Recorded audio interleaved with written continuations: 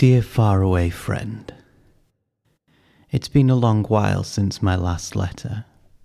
I'd taken on more time at the day job that pays the bills, along with other projects, and these letters suffered for it. I'm in the research phase of a novel, putting together a writer's retreat in a Scottish castle, and writing a collection of poetry reflecting on my past and life changes. There have been many occasions recently, in the weeks since my last letter, that I've been left contemplating changes in life and coming to terms with the past. I guess, as you get older, the past begins to haunt you more, because there's just more of it to haunt you. Our past selves and experiences can hover round us like a dull cloud, whistling winds of distrust and caution in vain attempts at self-preservation. What are we trying to preserve, though? What is this self that is precious to us, that we wish to keep from mental anguish? Because it seems to me that so often, when we try to protect, is little more than trauma and pain. Yet these things are not us. They are just experiences. Experiences that have helped form the people we are now, just as other experiences will inform what we are to become. I write this as I sit in a cafe near Bruntsfield, one of my favourite areas of Edinburgh. An area I once lived in. An area that seems to mirror my own change. I write this contemplating you and the community of other writers and storytellers I have found that have made this possible. The cafe isn't busy as such, but it definitely has a little buzz of activity. A number of local regulars are dotted around the slim space, its exposed whitewashed brick walls golden in the soft glow of warm lights. Those LEDs that are given the appearance of Edison bulbs. The high shelves adorned by books are evidently for display purposes only, and the whole place has something of a made-for-the-gram feel about it, much as my life seems to be these days. The aesthetic is not displeasing, quite the opposite, and the space still retains something of a sense of its own authenticity being intact. This is a space comfortable with itself. I'm hoping some of that rubs off on me. I'm not entirely comfortable with myself at the moment. Are there things about myself I wish to change? Maybe. But what I really feel is that I am not what I should be. I am the person I'm happy to be, but I do not have the position I feel myself to have been born for. This is perhaps a strange thing to say, because what does it mean to have the position you were born for? Is anyone really born for any kind of position in life? Perhaps monarchs. The rest of us, though, it seems doubtful. Yet I cannot shake the feeling of a purpose and position unfulfilled. Nietzsche, of course, thought that some people were born to greatness. Some had greatness thrust upon them, and the rest are the bungled and botched. How do we know who we are, though? The obvious is to assume that we are amongst the bungled and botched, as that is the most numerous and so most likely. Yet Nietzsche would likely disagree. For him, many of the elements of polite society were created to hold back those who should be great.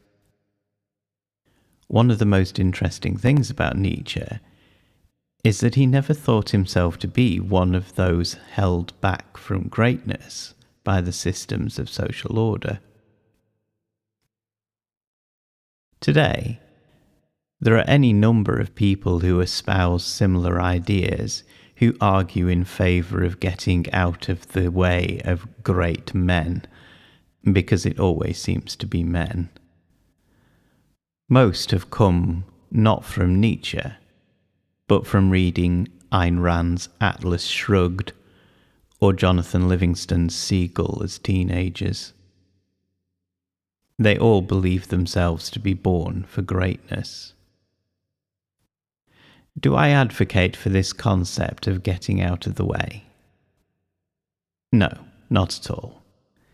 This is where I disagree with Nietzsche, because if people are truly born to greatness, then it should not matter what hurdles you put in their way. Those that believe themselves born to greatness and think that the world is holding them back are evidently just wrong about themselves. They are in denial and probably should have read some Rawls in university, not just the stuff that flattered their ego. So what is it I'm trying to say about myself? I guess what I'm saying is that I hold myself back. No matter what I'm told, what I hear is the negative. What I believe of my worth is always what the jealous and self-interested few have to say to preserve their own ego, never what those who came to me in fascination, wonder, and love say. This is just a bad personal habit, nothing more. It is a function of my crippled confidence, and to blame others would simply be a weakness, an easy escape. After all, if I'm to blame others for my failings, I have to acknowledge others in my successes. Why do I say this? Well, let me backtrack a little.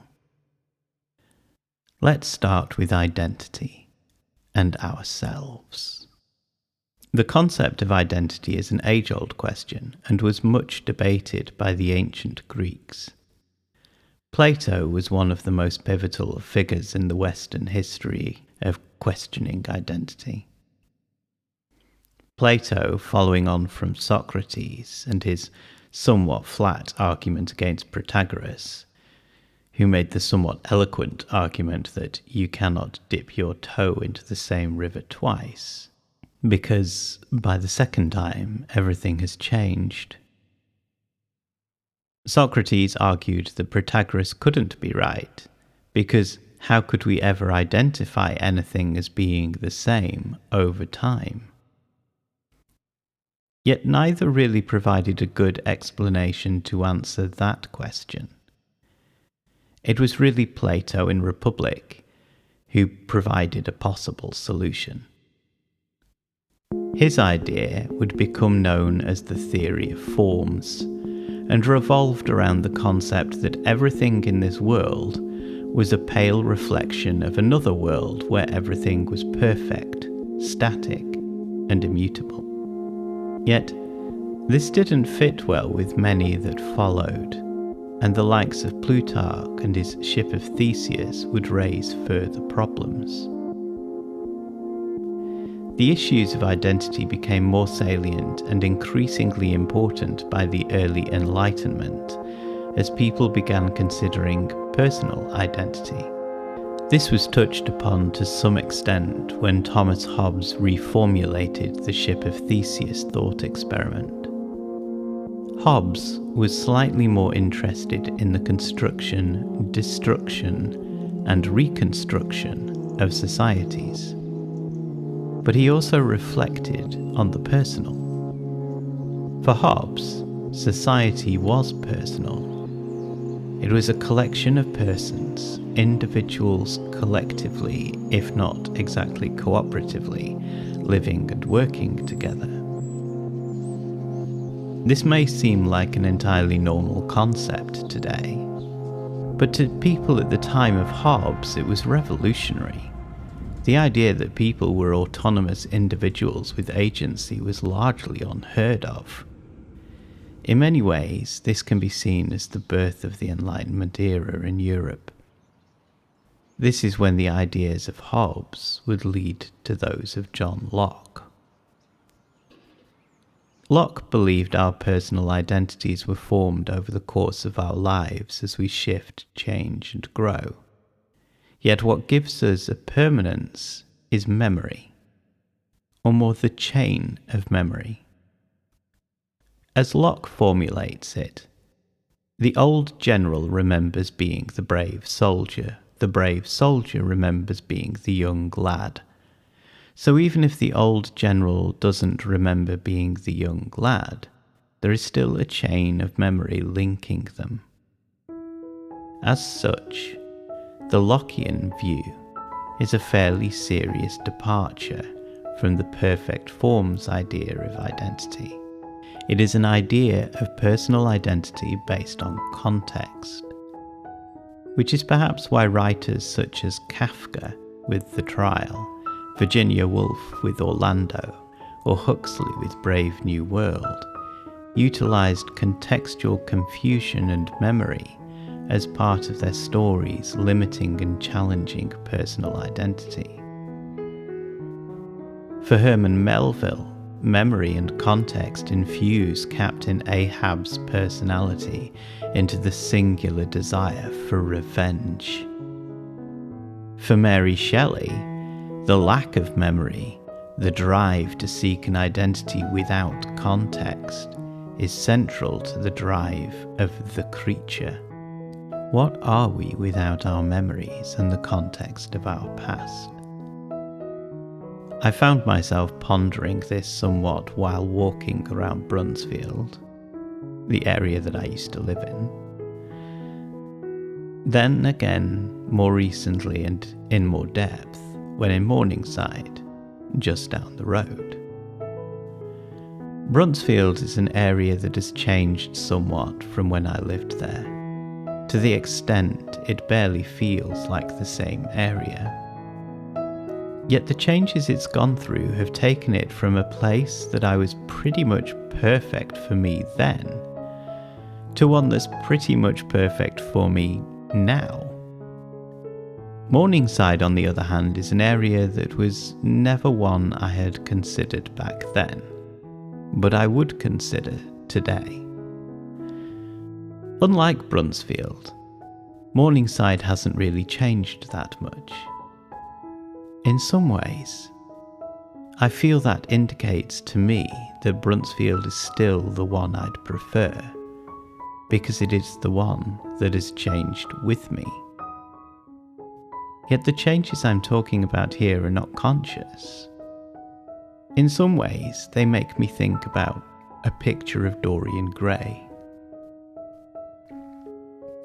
Dorian remains unchanging and ever beautiful, as all his memory, context, and atrocities are stored in his portrait that becomes ever more monstrous. I am definitely not Dorian, nor is Brunsfield. But it does make me wonder where the picture of Morningside might be kept. We all go through changes. Much as Protagoras noted about the ever-changing stream, we are also in constant flux. I may love this city as much as I did more than 20 years ago, but I love it in a different way, for different reasons. Some of the changes both of us have gone through have been conscious effort, but most are just the ravages of time biting at our passing bodies as we float downstream. This is the torment we must all endure. In a very real sense, we are our memories, and most change occurs outside of our control.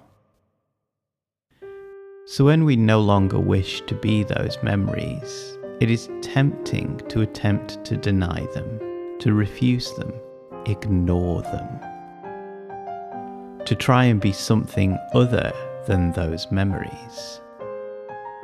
But we cannot stop those pieces of our past being true. They are always true. They are what Sartre called our facticity. And according to Sartre, we cannot hope to change by denying our facticity. That is to live in bad faith. Instead, we must be honest, even embrace our facticity so that we can live in good faith and be able to transcend our foibles. That is, to move on mindfully, you might say. So I am brought back to my feelings of never having got to where I should be, and I realise that in order to get there, my blockage is never what some outside force may exert. The problem is the denial of my facticity, an attempt to escape my memories, not face them, to accept the person I am, the issues I face, and seek the answer to that problem. This is where the poetry I've been working on is coming from. While the novel and other things are steps to the future, I do not write to create a portrait though. I do it to reflect, admit and accept the parts of myself that I've tried to shy away from or ignore. The writing lets me explore these things in a different way than the room of a therapist, the rational analysis, the quiet meditation. I remember without reliving, or relive as an observer, not a participant. I take what I have and pass it on, not to explain myself, but as an invite to others to put themselves in my shoes. Then, inevitably, people creep out from beneath life's floorboards to say how it resonated with their own experiences. With that comes a sense of community, because relationships cannot be built without vulnerability. It is this that has given me my central mission today, to create space online and off for a supportive community of writers and storytellers. That is my core why in life today.